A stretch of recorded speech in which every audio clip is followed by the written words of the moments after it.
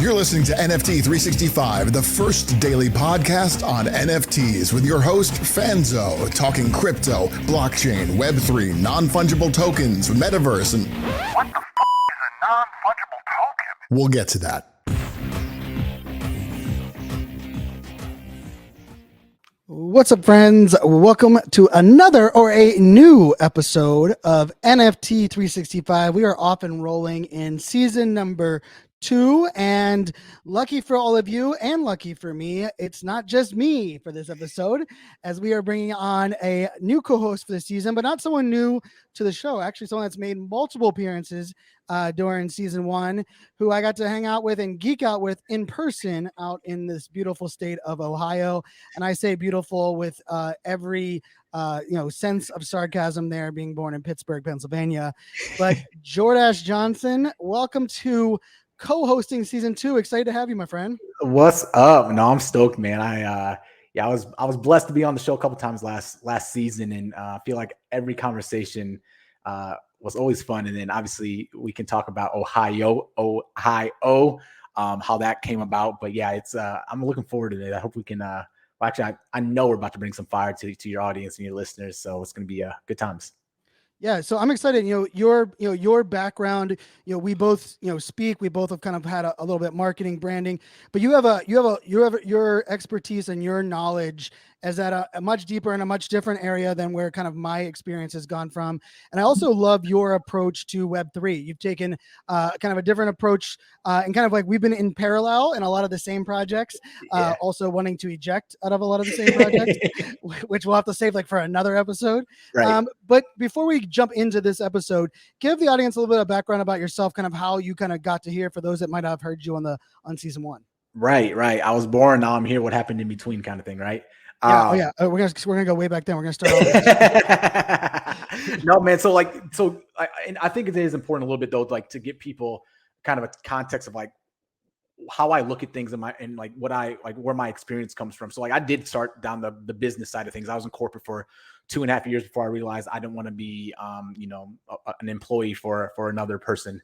So I've been in the entrepreneur space for about 11 years now, running my own business, ran my own consulting agency in the digital growth side of things, helping online entrepreneurs grow and scale their businesses. So, my background was finance and accounting. So I'm very numbers-based oriented. And then obviously when it comes to marketing over the last 11 years, that is kind of what my frame is when I'm looking through things, right? It's revenue, numbers, marketing kind of thing. So, as I've been getting into the Web3 space, I've been in crypto for about 5.5, 6 years now, holding, mining, holding, et cetera. And then in the last year or so, I've kind of jumped into the NFT side of things. And, for me, it's, I look at things, anybody that says they're not in the space to make money is lying to you. If you're like, I ain't in to make money, like, dude, like, that's not a good way to start this relationship, because I know you're lying. Everybody's in this game to make money, right? If not, like, now there's a lot of tons of other benefits in this space, and there's a lot of things to be the first mover and being able to understand the new technologies and all the stuff that's happening around us, how it's going to impact almost every business model out there over the next 5-10 years. But, at the end of the day, we're here to make money as well. And so, that's where, NFTs, like my journey in the NFT space has been, tons of learning. I look back now and you just kind of joked about it, but like, dude, some of the projects I jumped in the beginning, I'm like, Jordan, what were you thinking? That is like, there's so many red flags there, right? But I wouldn't have known that if I didn't jump in and I didn't have that experience. So, I talk about this thing called the stupid tax that we all get hit with every once in a while. And, definitely some stupid taxes, but that's part of the journey of learning, right? And that's part of growing. And that's where, like, somebody asked me the other day, like, do you regret, some of these projects? I'm like, no, not at all, because I wouldn't have learned from it. Yeah. Did I lose some money? Of course. But, the beautiful thing about, investing or putting your money to work, you can always make more money. Like, there's no shortage of making money, right? It's if you know how to make money, you can always go make more if you lose it. So, but if I lose time, if I lose my ability to learn or the relationships that I can build, you lose those, there's a good chance you're not going to get those back. So that's where, like, the importance of all these other benefits in this space is huge. But don't get it twisted, man. Like, we look at things to build assets, acquire assets, and to grow assets, so we have more resources to go do and have a bigger impact in this world. And so that's the name of the game for me in Web3 right now. It's a land of opportunity. So I love that you're going to bring it, because I come in from zero financial background, right? And yeah, I love the stupid tax. I think stupid tax will be included in every episode of the you and I do together in the Dude, show. we should like bring up what is one stupid tax from your journey in Web3. I like that. We're gonna have to add that as like a segment each time. It's just a one stupid. But I think one of the things that you brought up, which I think is so important where we're at right now, is that idea of like you don't know. Like I always relate things to poker, right? Versus like right. like I don't know what hand I folded that actually allowed me to build rapport with someone across the table, that the hand that I end up making all of my 6 figures on was the result of that hand that I folded, right? And you don't know those like things. And I think sometimes that is how we look at a lot of the mistakes, but that also doesn't give us an excuse just to throw things around, right? So, right. And your background too, you're a dad. I remember one of the first conversations we had, and you were like, dude, I got in crypto because I'm building the wealth for my family. Yep. And I remember like you saying that like so clearly because like in a weird way, like when I was in here, right, I got into this space as like an early adopter. I was like, this is the next thing. And then I was like, oh, wait a second. Like this isn't just like the next live video. It's not just like the next blog or the next social media. Like it is a all encompassing, component.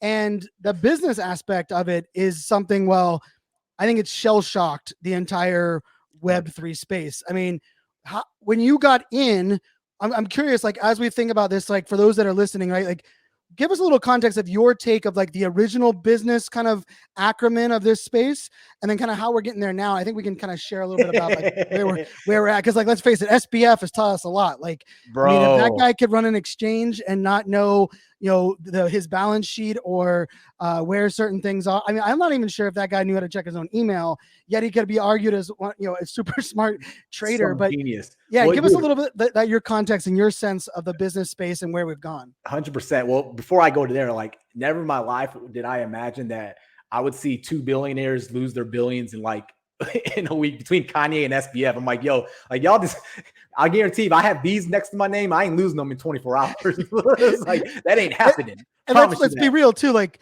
I mean, no, in the history of our time, like we've like followed people growing to billions, right? And like, and most of them have been like the disconnected old white guy, right? That we're very confused how they get it. Well, then we got Yi and we got SBF, like 2 people that like, hey, we can kind of relate to them. I mean, still in Twitter, Taylor Swift's microphone and him being SBF being in the Bahamas. But then all of a sudden, both of them are just like, here's how you destroy a brand, a reputation, and all of your billions. So here's the thing, and we're going to come back to the business question. I want to get back there, but like, I think this is something very, very important that we can translate those learnings from SBF and Yi. It takes a long time to build your personal brand up. It takes a long time to build up. And I'm watching people right now in this space put that at risk for a few dollars. Yep. Like there's people out there right now that I'm seeing shilling projects that shouldn't be selling. They're doing some shady stuff out there for a quick dollar. And I promise you, in about 2-3 years, they are not going to be around. If not, they're going to be getting fined by the FCC, or the SEC is going to be coming after them because they're doing some shady stuff right now, right? So like it's very important for people to understand. It's not about making quick dollars in this space. It's about building your brand, building your reputation, and getting involved and building in the space for the long term. This is not a short-term person's game. Can you make a lot of money in the short term? Yeah, if you want to put a lot of stuff at risk. Not saying you can't, but like don't put your reputation at risk. Like that's once you lose that, especially in this space early on. Why? Like for a couple dollars, for a couple commas, like no one could pay me enough money for me to go trying to ruin my reputation. But you see what happens. It can get taken down very, very quickly. If you're committing fraud like SBF did, yes, I said it, he's committing fraud. Or if you do some crazy stuff that Ye's doing on some disrespectful, crazy, I'm not even going down that path, but you can lose everything you've built for a long time by just thinking so short term. And that's what, like, I see it happen all the time in this space. And I don't think people realize, like you were saying, we are so, and I know people say this all the time, we're just getting started, but like, dude, like this is industry shaking stuff. And so going back to what you were saying around the business side of things, man, coming in here, I was shocked, to be honest with you. Like, I'm just going to be 100% honest. Yeah. I'm watching these companies raise, and I say raise, millions of dollars through their NFT launches, through their mints, and then they're going to go try to figure out what to do with it. And I'm like, what? Like, this is not even Kickstarter we're talking about now. At least Kickstarter, they had a game plan, they had prototypes, they're like, hey, we're going to go build. They meant more often than not, they didn't build it yet. They're raising funds to do that. But now we're talking about, hey, here's some pictures. I'm built a community, and now I'm just going to take money from y'all. Then we're going to go figure out what to do with it.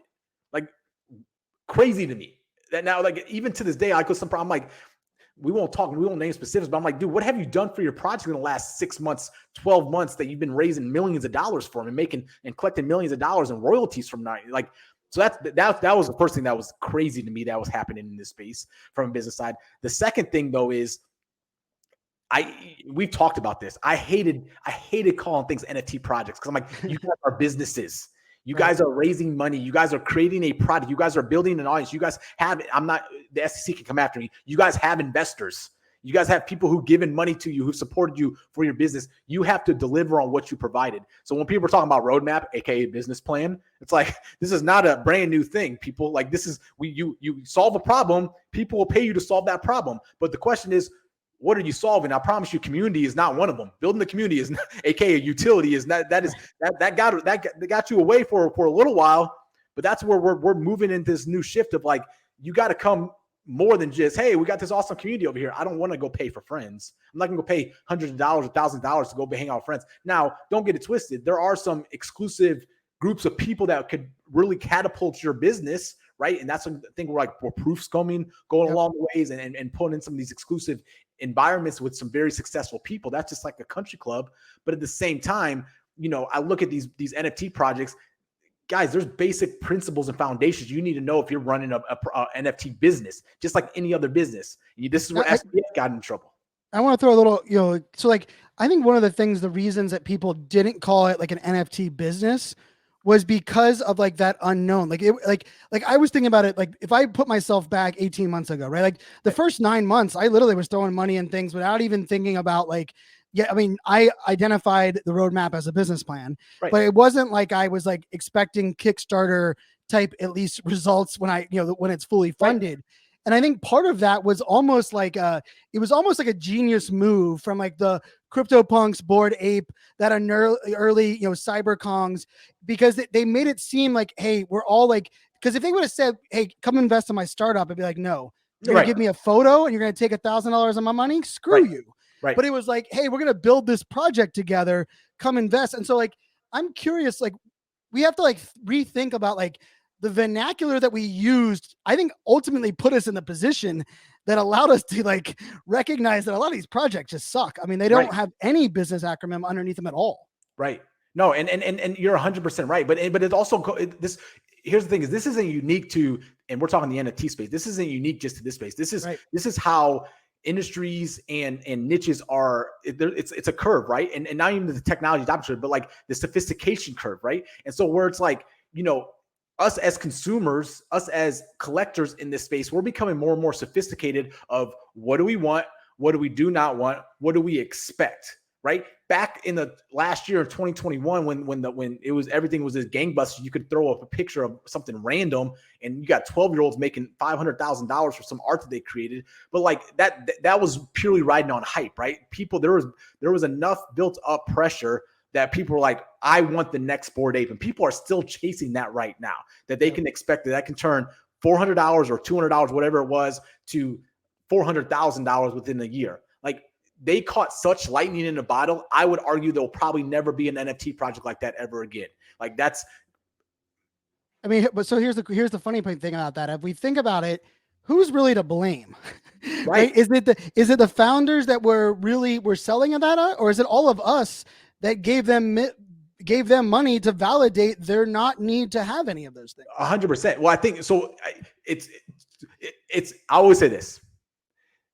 No one is forcing you to spend your money on anything, right? The consumer is the one that says buy. Like that is your responsibility to decide from, am I going to push that button, yes or no, to transfer this ETH or whatever it is from my wallet to their wallet? Like that is 100% our responsibility. We need to take ownership of that, right? Even when you talk about do your damn research all the time. We can talk all the way, well, somebody told me to invest in this and it lost money. Well, you're the one who invested in it. You make that decision, right? So I want to preface that with that. Now, I will tell you though, I think part of it comes down to greed, right? This is human behavior, greed that says, I want to make a whole bunch of money very, very quickly without doing much work. And that's when as soon as proof was happening in CryptoPunks and Bored Apes, everybody's like, I don't want to miss out. I missed out on this. I don't want to miss out on the next one. I don't want to miss out on me having people seen on my Twitter feed. Now they're millionaires driving their Lambos, all this other stuff, the craziness out there. I want that. So that sophistication was not very high and I'm not talking about intelligence. I'm just talking about like sophistication of the market was not very high at that point. They just saw, holy crap, you can get rich very, very quick. I want to make sure I don't miss the next one. So that on top of the project founders not really having a clear idea what the hell they're doing. They just saw that they can make a quick dollar by being able to, and I'm not saying in a bad way, but they can make good amount of money by creating a project and minting an NFT project.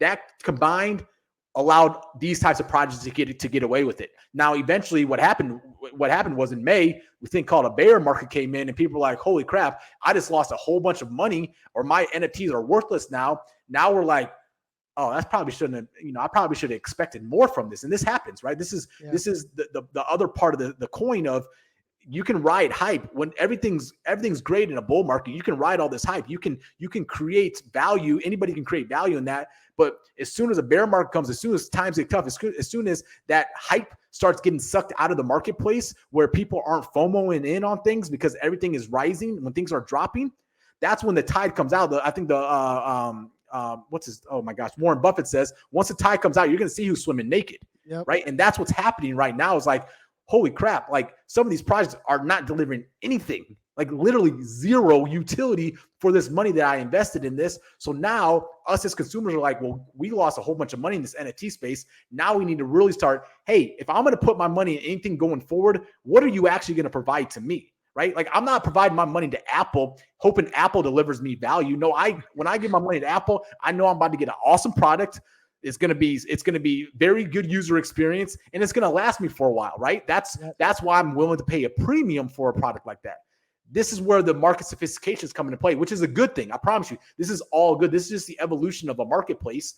And now we're going to hold founders to a different level of expectation of now you actually need to deliver something of value if I'm going to give you my money versus just FOMOing in. And we're still in this kind of hype marketing. We're kind of like we're 1 foot in, 1 foot out kind of, I would say now, but it's only going to become more and more important for utility or AKA benefits. I hate how we use some of these economic terms. I'm going to say benefits that you need to be able to provide to your collectors or investors and that we're going to expect. And I think that's the big shift that's happening in the last, since I entered in at the beginning of the year to I'm like, oh yeah, I expect in my mind, I'm like, I'm going to pay you for this. I expect it either to go up in value. I expect something in return in some form or fashion. And once again, it needs to be something tangible. Like it's not just community that some projects claim because everybody can have community. Like and this goes back to a business. Like if you're starting a business, what sets you apart? What is your unique selling proposition, your USP?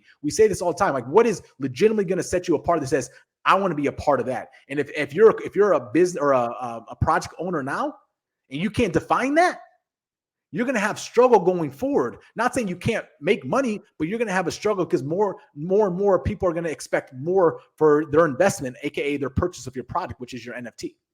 The thing about this though is that I've heard this and I could feel it in some Twitter spaces right now, that there are founders out there that are just doubling down saying, if I can survive the rest of the bear market, I'm going to have another run of people that don't know any better. And they're going to ride the fact that said, my project's on a 2-year anniversary. Why would you not want to invest in a project for 2-year anniversary? Right. And I think that's a scary mark of this because there are some people that had enough runway, right? Weren't fully dependent on secondary sales as their only source of keeping their team alive. And I think a lot of them are just treading water right now. Literally there's like, 100%. You know what? Because I think the truth of it is that we are going to do our best to educate the market, right? And I say we as the collective, we as like those of us that want to build a culture that is ultimately going to be there for the long run. But I also think there's still a subsection of those greedy people. And sometimes it's not greed. Sometimes it's lack of awareness, lack of desire to change. Let's face it like that. I mean, there's one founder right now that, both of us know that are in like that. It's just like so frustrating that it's like, you have everything that every project would want, yet your desire is to status quo.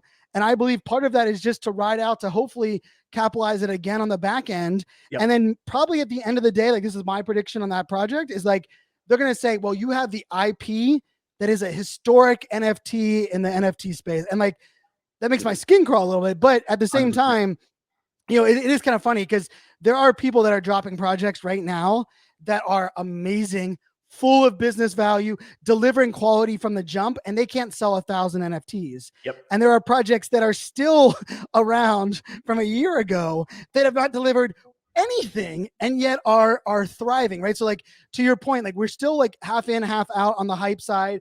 And the part of this, I'm curious from your experience in the financial side, the crypto side, the speculation concept, right? Like I mean, I'm a poker guy. The reason I've always loved poker was because I sit at a table. I don't have to be the smartest guy at the table. Yep. All I got to do is find one person that I'm better at, and I get to play that person, right? And Yep. to me, it was never very much a speculation. It was more of like I know that my percentage of getting it on, and based on my read, this is the range of cards they have. Yep. This is what I believe my percentage of winning is. I'm putting my money in the middle. This game doesn't seem as much because I will tell you, there's a couple of them where I like sourced it. I found my one mark. I put my money in and I'm like, where'd the money go? Like I got zero in return, right? So talk to me a little bit about like your experience and like the speculation side and how much of crypto was built, especially early, on projects and speculation and less. I mean, because Shiba Inu and Doge were presented to us as useless vanity, make fun of meme coins, Right. and yet they're still here and they're not going anywhere anytime soon. Right. So give me a little of your sense on how that, you know, that history, because I think that'll bring us all the way back around to what people can think about moving forward. Yeah, totally. So I think, you know, one thing you touched on real quick was before we get to the crypto side of things is the projects that are writing it out right now. And I know for a fact they are. Like I can literally see the writing on the wall. Yep. It's going to happen, right? Because if you think about this, you were right. Go back to the early e-commerce days. Go back to the early 2000s. I remember when I had my senior year of high school, like my computer science class, I had to build a website. That was my project. And it was I built an e-commerce site, right? HTML, CSS style.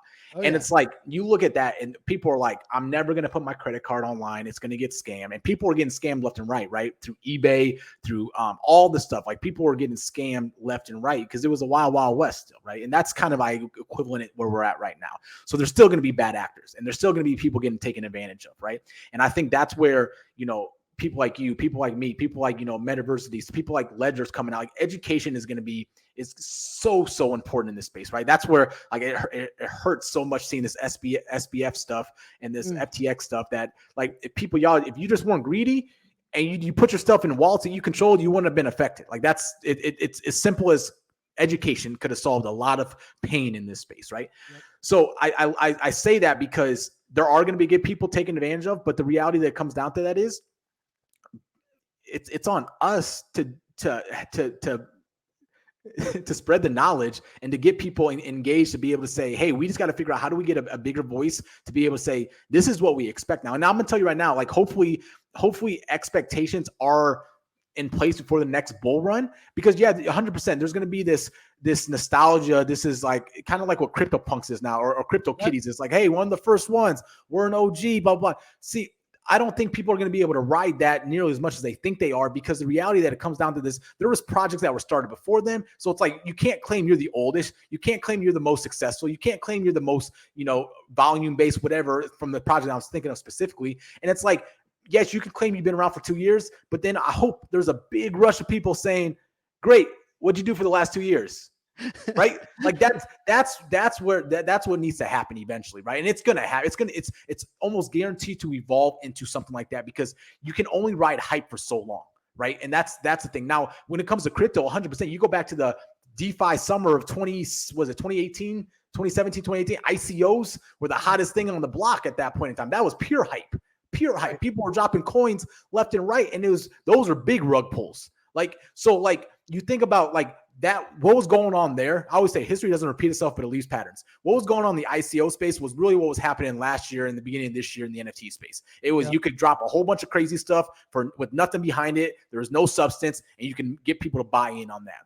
Now, eventually, but you still see like now you see in crypto, like, you know, Ethereum, Bitcoin, yeah, we have our ups and downs just like any other market, but dude, like they're still the kings and the queens of the space, right? But then you get the Doge of the world and the Shibu of the world.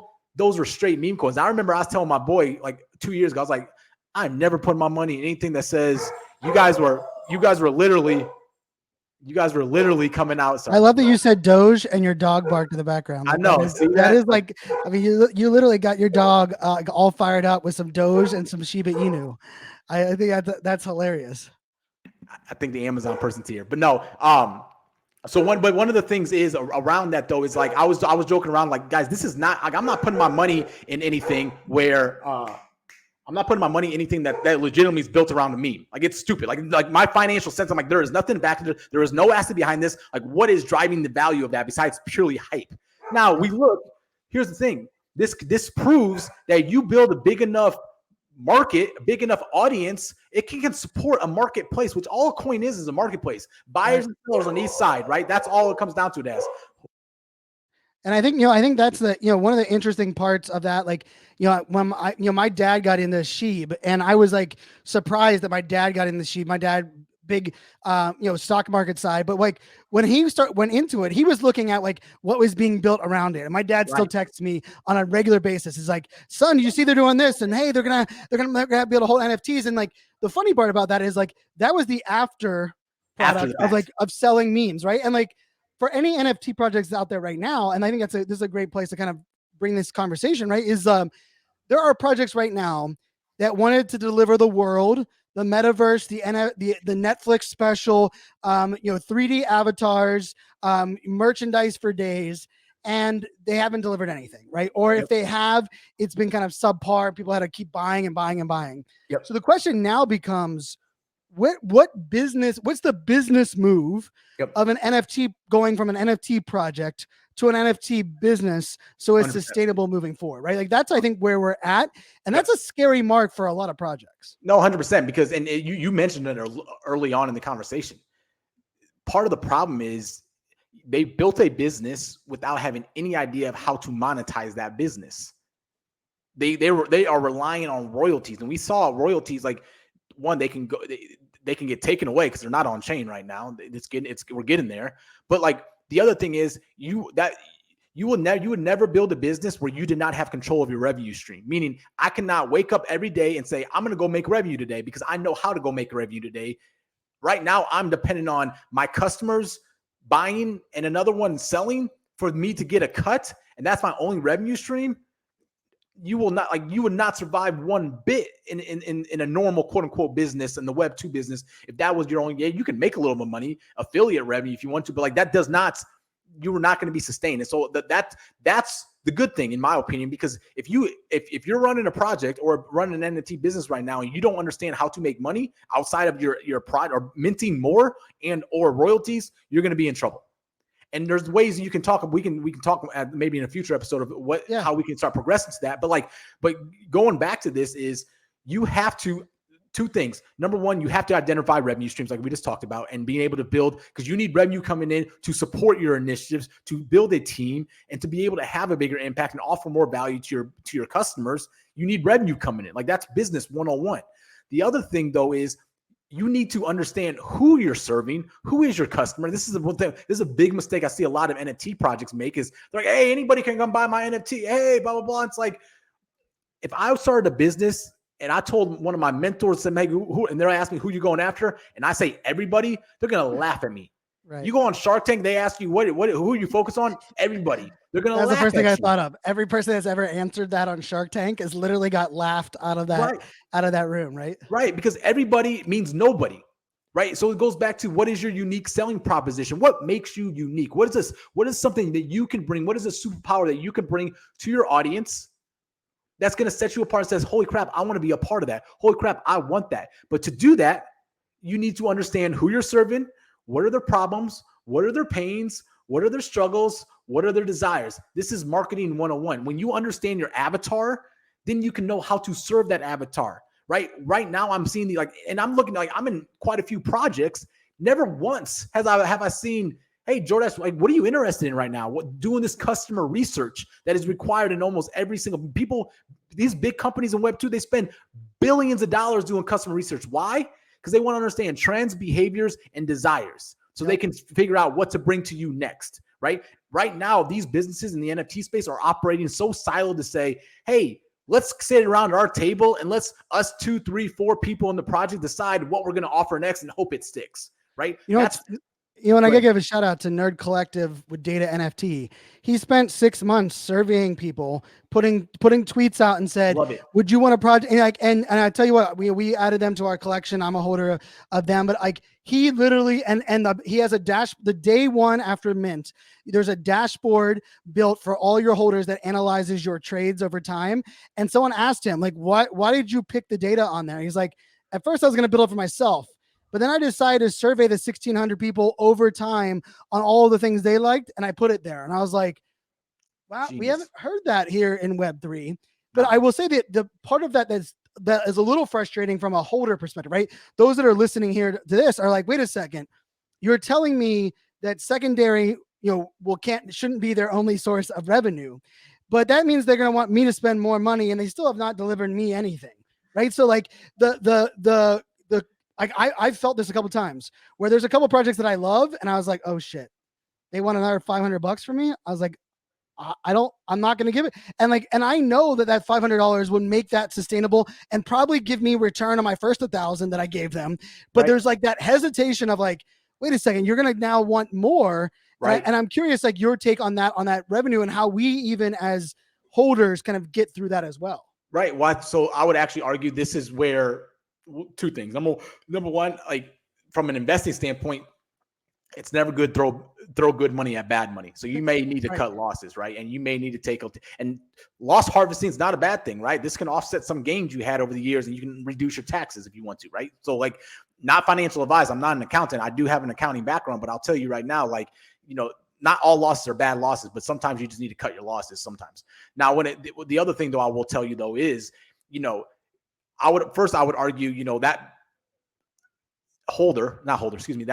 founder shouldn't have taken money until they had a way to be able to figure out how to be able to deliver something of value to them. They may have been shooting for the moon, but they should have been just said, hey, can I take you to the next town? And would you be happy with that with the NFT, right? So it's over promising, under delivering is a big issue we see in this space all the time. Now, from a holder standpoint, I would argue that like, I would say I can speak for myself. If I'm in a project and they say I've spent $1,000, so then they said, hey, we need $500 to do XYZ. My first question is, what did you get for my first $100 or first $1,000?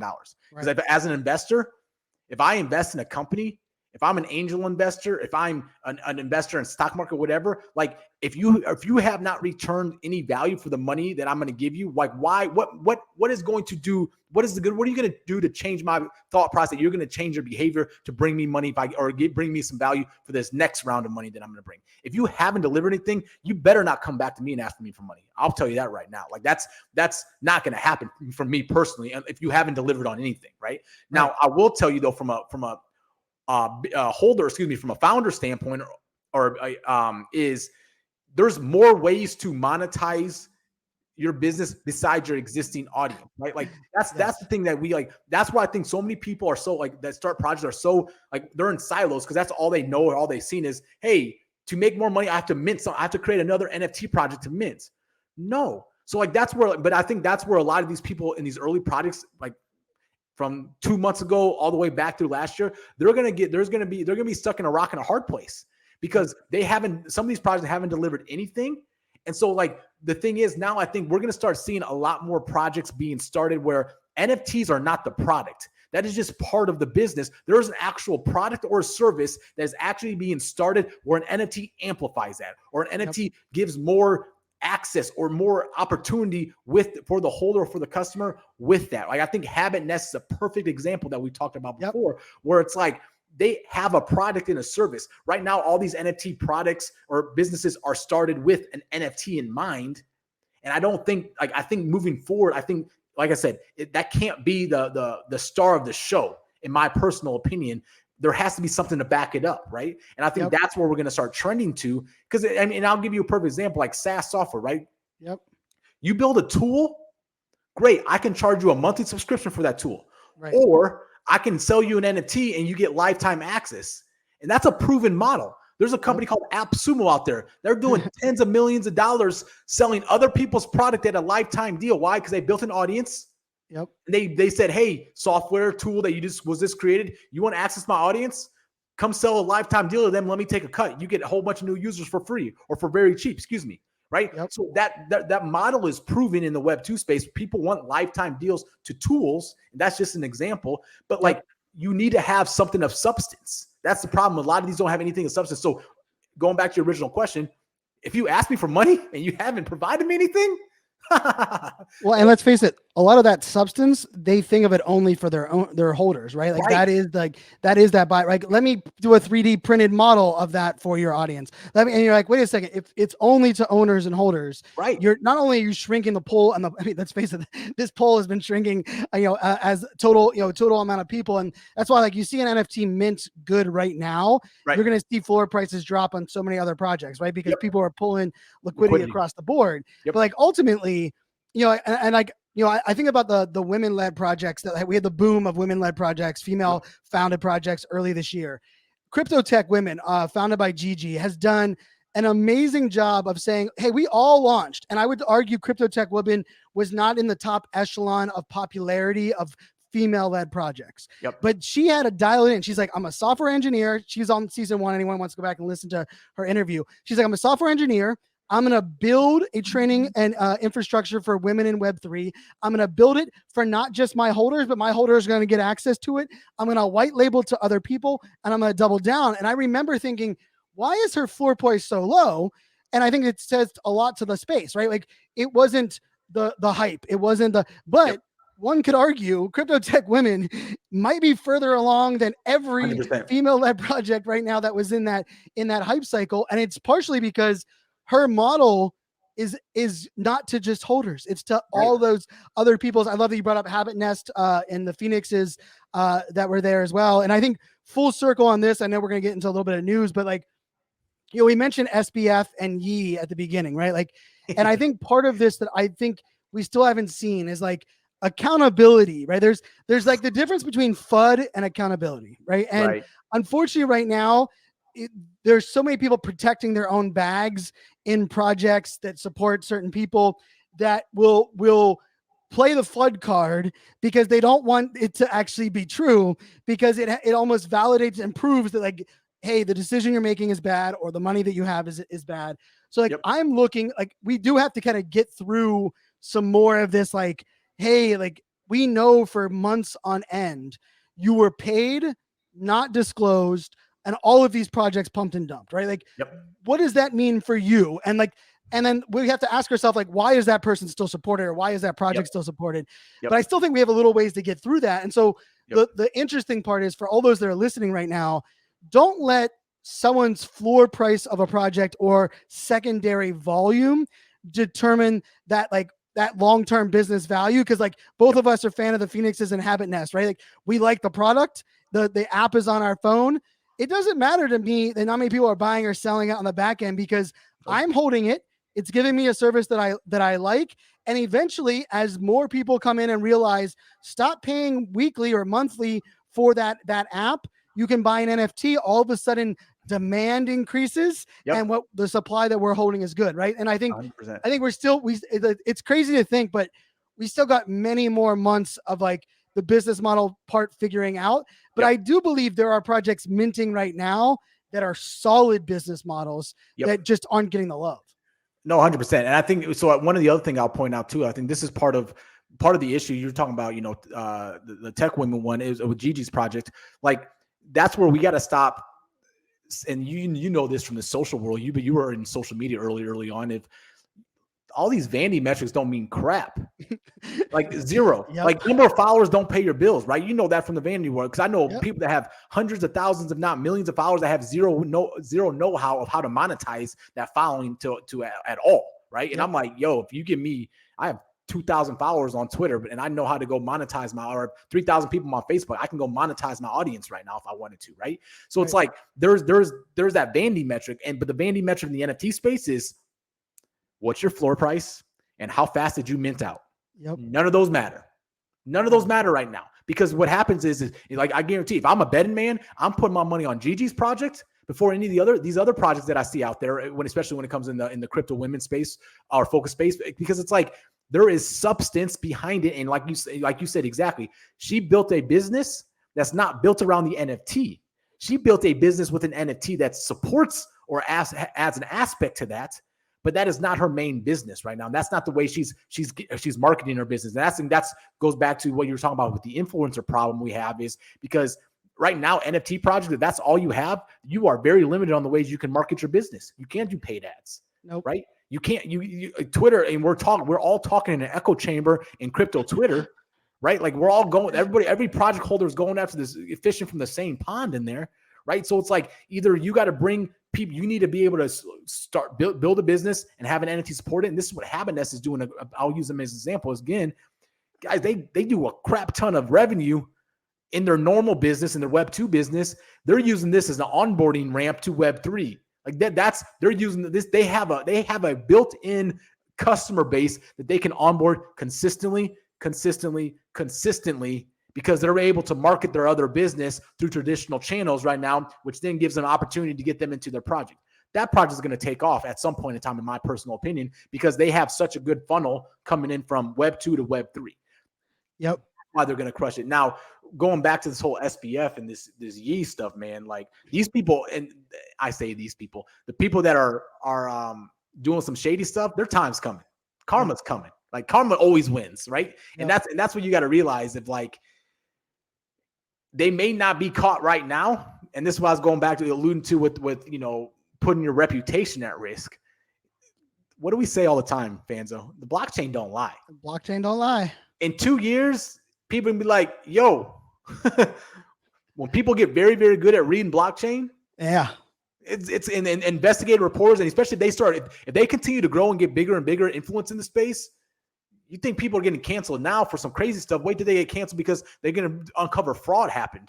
Like that's what's going to happen at that point in time. So like, I was thinking, it's funny. I was thinking like the weirdest like connection there. So like I love like real time crime podcasts, crime TV shows, and like my TikTok's actually filled with a lot of like independent like journalists and like they like the sleuths of the world. Right. And like what amazes me is like they're able to read through like police scanners and a lot of that's like, and just think about what SBF did, right? The amount of people that had never looked at Etherscan before, but all of a sudden were forced to do it so that they could actually articulate what the hell SBF was not doing or doing or confusing all of us on. Right. To your point, like as soon as that gets leveled up, and then we're going to be able to go reverse engineer and be like, oh, aren't you the person that said you're building community and you're here to deliver? And yet you've been siphoning off 25%, every single week going into this wallet, which we know is funded by that is that blockchain don't lie component. But this is also like we're hearing, and this is a weird kind of connection to what's in the news right now. Yeah. There's a lot of brands that are getting in this space. And 9 months ago, probably on the season 1 of the podcast, I probably did an episode around why I thought brands were good coming in the space. And partially for me was like, they have a product, they have a service, they have a team, and they're used to operationalizing something, right? Like, yes.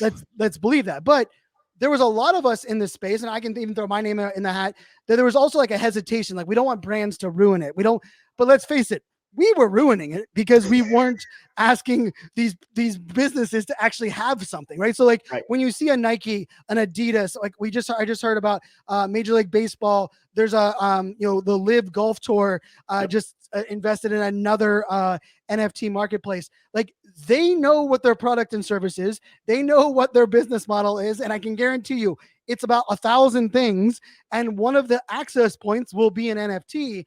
And I know 100%. We're seeing that with some of the, the artifact things that came out as well. Right. No, 100%. And that's so like, and I understand where people are coming from, where they're like, I don't want brands to ruin this. This is the Web3 maxis, we'll call them, right? They're like fully decentralized. We don't want anybody to control what we want to do, et cetera. Like, unfortunately, that's never going to be like, we're going to have decentralization, but we will never in my lifetime, I believe, I I basically do not believe that we're going to ever fully live in a fully decentralized world, because that is anarchy in my personal opinion, right? There has to be some sort of controls. There needs to be some sort of pecking order and things like that, right? And regulations in some form or fashion. Now, there's a lot of areas that decentralization can offer tons of value. Now I will tell you, like, there are brands that, don't have trust in the marketplace, right? Yep. Do I trust Facebook? No. Am I ever going to connect my Ledger wallet to something that Facebook owns? No. Because why? Because they've abused their power with the data and things like that, right? Now, on the flip side, though, is when I look at the Nikes of the world, the Adidas of the world, the Starbucks of the world, whatever, everybody, all these people investing in this space, this gets me super excited. You know why? Because they have people smarter than me. They have a lot more money than me, and they understand the direction this is going. So this validates us that we're heading in the right direction. If they're spending this much time, money, and resources, because they understand where we're going to be at in the next 3, 5, 7, 10 years. And they need to make sure they have their awareness being built right now in today's space, because they're building 7, 10 years down the line. Yeah. You know what? Well, what's interesting on that note, right, is that, we talked fashion in this space, right? We talked metaverse in this space. We could talk, SaaS, solutions being offered in this space. And it's interesting for me looking at brands on, like, one of the weird things that I'm looking at is, like, anytime I read the news on all of these, right? And we can talk about the news reading it as a whole, but, like, I always try to read between the lines of, like, what is their goal with that being their first drop or their first instance? And the weird thing is, I think a lot of it is they are really trying to separate themselves from crypto, which is like a weird, right? Like, because we know, like, I mean, Starbucks, right? They took over for an entire month in this space, and they made it clear: U.S. only, fiat purchases only, no crypto, right? Like, because they didn't use the word NFTs, right? They're not using anything. Well, they're not. They're removing all these words, this is from a marketing standpoint genius. That's how you hit masses. That's what Reddit was able to do. That's why Reddit got 3 million people downloading their vault, aka their wallet, and their digital collectibles, aka their NFTs, because we didn't use these crazy terms that some of us have. We know what they are, but the average Joe walking down the street or Jane walking down the street has no clue what they are. Yeah, I listened to the Tim Ferriss interview, and he's launching his own NFT. And and many people know Tim Ferriss. He used NFT once at the beginning, and then digital collectible was what he was in his narrative the entire time. And, like, he's someone that knows how to move some products and services, and the man has influence, right? So I think that's an interesting piece. You mentioned the other part about, like, the news right now, and it's kind of like a hot mess, right? Like, it's a hot mess. Like, how the hell does anyone know who's predicting the future correctly or what the future is like when the variety of headlines are all over? Right.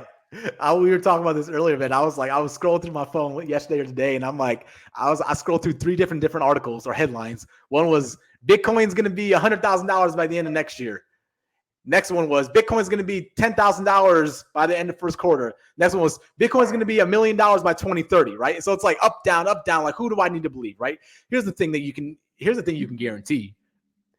No one actually knows what the hell they're talking about right now. Like, let's be honest with you. Like, true. If you throw enough predictions out there, you're bound to get one right, and then you can say, "I told you so." We're gonna forget about all the other stuff, right? Look at Skip Bayless out there, right? Look at Colin Cowherd, and Skip Bayless. Right, literally, like, if one day of the year you pick a different team to win the NBA, you can just do a nice callback, right? Like, I'm good. I called it, right? So, like, this is where I talk to people all the time about this. I'm like, guys, like, innovation doesn't happen based off headlines, right?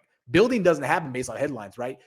You know what the leading indicator is of innovation, leading indicator is of adoption, leading indicator is of technology adoption is where is money being invested, resources, right? So that's why when you were asking me earlier about these brands coming in here, I'm like, oh my gosh, like, yes. When I see Animoca Brands raise $2 billion fund last week to invest purely in metaverse companies, yes. Walmart going all in on a metaverse solution, right? Like, I mean, these big players pushing big weight in that direction. Right. This is proof, because once again, like, I don't know all these business. I'm not in the board meetings. I'm not in their strategy sessions, but, like, I know there's case studies out there. Apple's looking 5, 7, 10 years. They know what they're producing from a product standpoint in the next 5 years, 7 years by the quarter. Right. So now they're like, okay, we're going to come out with our goggles next year for $2,000, just like when the first iPhone came out and it was like $600, which was like 7 times more expensive than the average Razer phone. They know that's not the mass market product right there. That is just taking their name in the sand, says we're competing in this space now. They're going to get mass adoption in 2 or 3 years, right? All these other companies, they're not in it. They don't care what the price of Bitcoin is. They don't care what the price of Ethereum is. They don't care if we're in a bear market, bull market. They don't care what NFT prices are. They just know, cool, our consumers' behavior is going to go this way. We need to go invest money into this right now and start building right now. These sandbox companies out there that have, Wendy's is in there, Taco Bell's in there right now, purely from an awareness standpoint. They're trying to shift their brand to say, hey, we are tech now. We are cool tech kids as well. This is purely going against the Gen Z generation, the Fortnite generation. That is who they're marketing to right now. Is there much utility behind it? No, but all we got to do as consumers, we just need to make sure that we understand the things that are happening, follow the money. That's all I can tell people all the time. Follow the money. When you start seeing investments, follow the money, because that is where innovation is going to happen. And like we talked about in the beginning of this, we spent a lot of time talking about NFT projects or crypto, but like this is all run by a blockchain. Like that is the engine underneath all this. That is a technology that is going to disrupt almost every single business model out there right now in some form or fashion. That is what we're all built to. Right now, NFTs, crypto, that's all sits on top of the blockchain. That's all cool use cases. But what we know of them, especially NFTs, what we know of them as today is going to be total 180 degrees different when the true functionality of what NFTs, the power of NFTs are going to actually provide beyond just a PFP project, which is what the main use case is today. That's going to change when these brands start getting their hands on this stuff.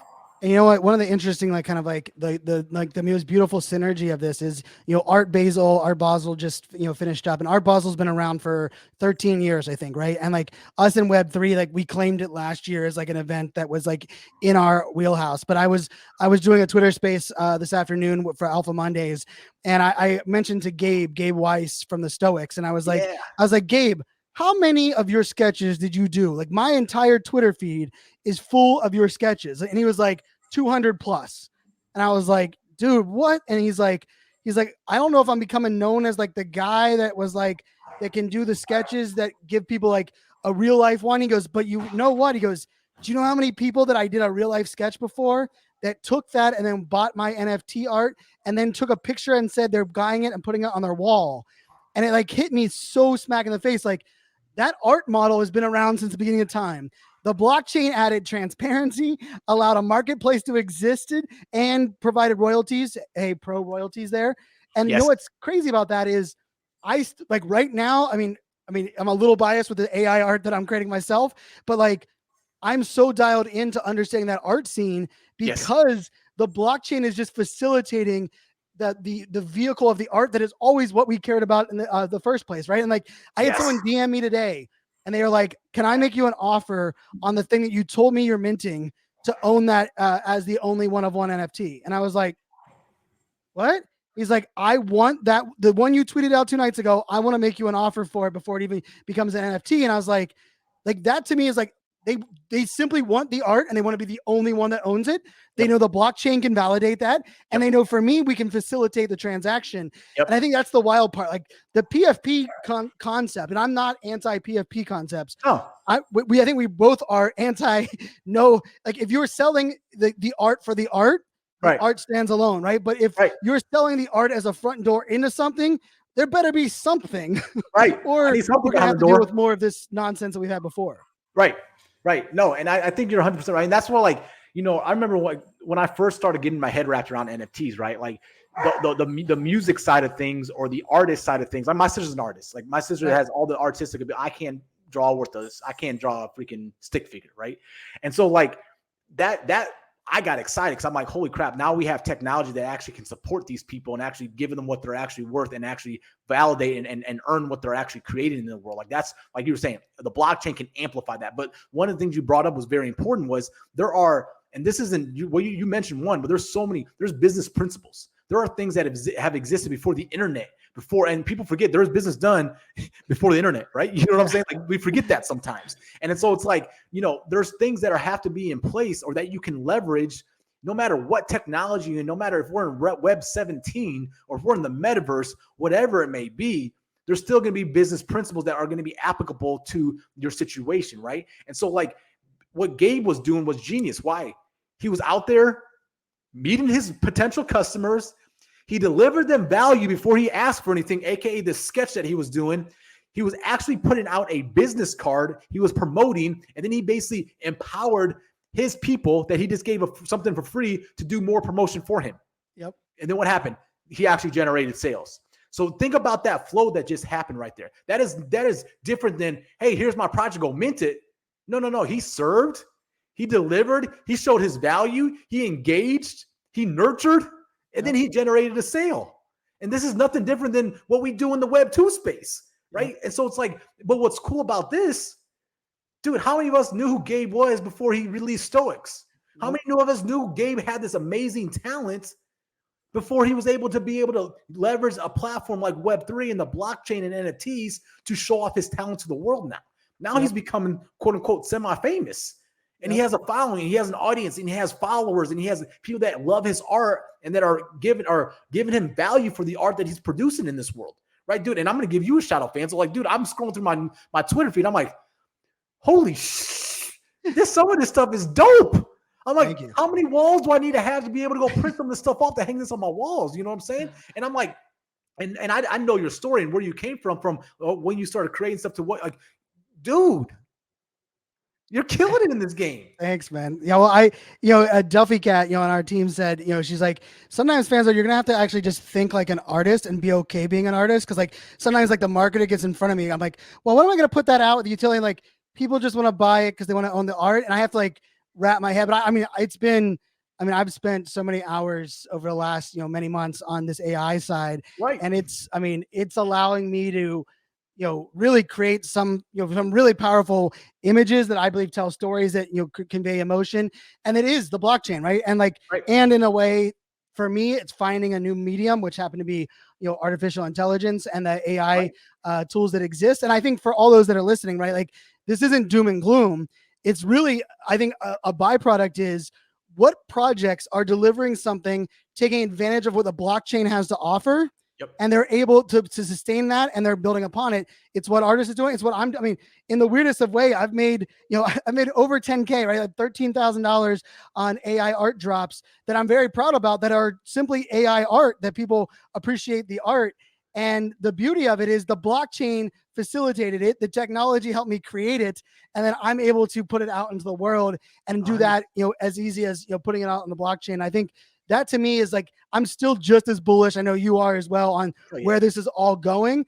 It's just a matter of like, we do have to like kind of flush out a little bit of the SPF, the pull that existed there. But I don't think we're done with that yet. I think there's still some more dominoes to fall, right? And we're cleansing, right? We're cleansing the marketplace, and we'll get there. But I'm telling you, if any of these, if you were listening out here right now and you were around during the e-commerce space, or you were around during the .com era in the 2000s, right? This is the exact same thing that was happening, right? When pet.com sold for millions of dollars and no one even knew, when domains were selling for millions in early 2000s and no one had a website. Yep. Like people are like, what this, and people were raising hundreds of millions of dollars on businesses that literally had no revenue. It was a hype machine, right? And once hype goes down, real stuff gets being built. And now you look at the e-commerce space and you look at Amazon that was born out of a bookstore, online bookstore that started in 97. Like, wait 10, 15 years where we're going to be looking back and be like, dog, you remember when this used to be a PFP? You know what I'm saying? So like, that's where like, you got to have patience in this space, but that's where also like, I talked about like, I'm in this space to make money as well, but I also understand that like, I'm not here to make a quick dollar. You know what I'm saying? Like I'm here early because I'm learning and I'm growing. I'm meeting the right people. There's a whole bunch of stuff of value that I'm getting, but I'm investing as well. It's the same way I'm investing in the stock market. But it's also like, I'm not, all my eggs aren't in one basket as well. But like, real quick, going back to your art thing, you were talking about your AI art, man, like don't discount, dude, like think about what just happened in this last couple months with you. You said, I'm going to learn this new skill. I'm going to be committed to this. And I'm going to bust my tail and learn this and spend hours. And next thing you know, you are getting better every single day, 1% better every single day. You're practicing, you're putting the hours, you're putting in the reps, right? You were an athlete growing up, right? You put the reps in and you show up on game day. Your game day was being able to sell out your initial collection, right? Because not only did you put the reps in to create it, but you also built an audience and people that supported you along the way. So you had an audience to sell that to. Right. This is nothing brand new, right? Right. So it's like, that's where it's like, business is not hard. People make business hard a lot of times, and you can keep business very, very simple if you break it down to the principles. Now, you also look at with what you are creating now, this ties into your other, one of your other superpowers, which is speaking on stage, right? And your ability to tell stories. Because now you're not just creating art. Like you said, you can now use this art to facilitate and tell an impactful stories. And now that image that you just created is burnt in somebody's head. Now they're going to not only remember the words you said to them, they're going to have the picture to remind it. And then also that's going to tell a story around that. So like there's a quote, and I was going to say this earlier, we were talking about, connecting dots, but Steve Jobs says you can't connect the dots looking forward. You can only connect the dots looking backwards. So you just pray that your dots are going to connect in the future. Right. Yep. And that's what's happening right now is we're in this space. We're learning. We're investing in projects. You're building AI art. And we're doing like some of the stuff seems like I don't know how any of this connects. Give yourself a couple years. You're going to look back and be like, man, I'm at this place right now because this happened, which happened because of this, which happened because of this, which happened because I started investing in NFTs.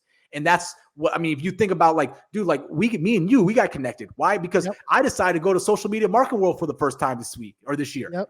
I sat in your talk and I raised my hand and said, I collect Wheaties boxes. I got an NFT 365 hat. Yeah, right? you were the first one. I threw it from the stage, right? Like talking about a crazy story, right? Who would have thought? So that's where it's like it started by us going to the same event. Did we know each other? Well, we actually found out. And neither one of us were paid to go there, right? Like literally, so like both of us put in the effort, the time. We showed up. We were able to be connected via that vehicle, right? Which is like for everyone that's here showing up now, right? Listening to a podcast, going into NFT communities. That like the byproduct and the fruits of that labor are just going to continue to foster.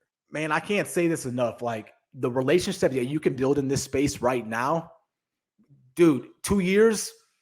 You're not going to be able to build some of these relationships. Like that's what people don't realize. We're still so early that you can get access to people very, very early that are going to be game changing in this space and that you'll just have a conversation with, right? Like, I mean, you think about like when we were in London, right? Spotty Wi-Fi, right? Just throw his name out there, right? Dude's rapping with Snoop Dogg. Yeah. Right. And little opening for Lil Wayne and Snoop Dogg, and he's just chilling with us. And I'm sitting here drinking a beer with him down in his show down in the basement of a restaurant in London.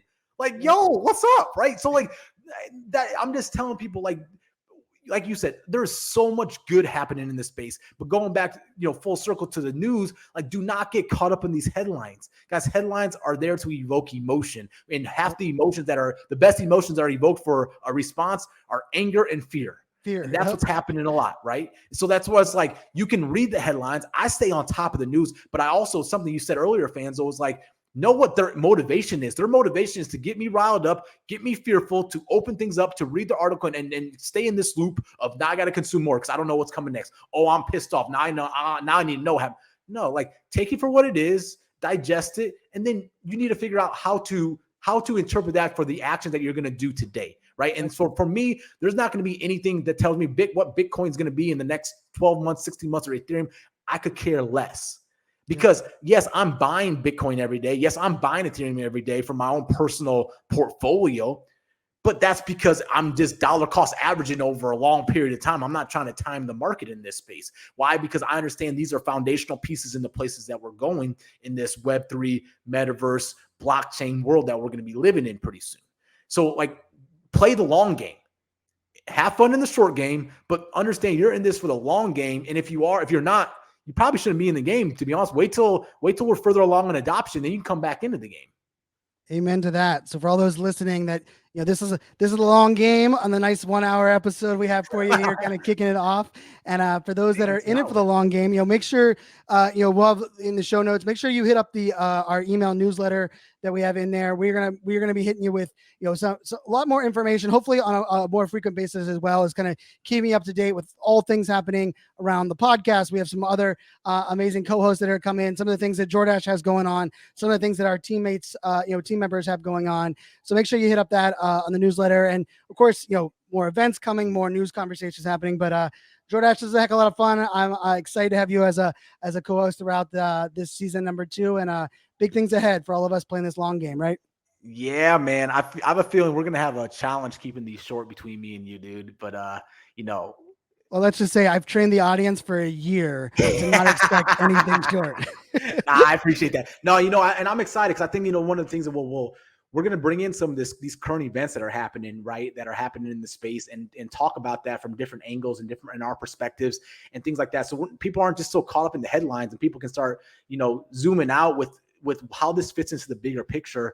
And I think me and you have a good different perspective of how we approach things that is going to be very complimentary. So I'm definitely looking forward to, as we progress through the season 2.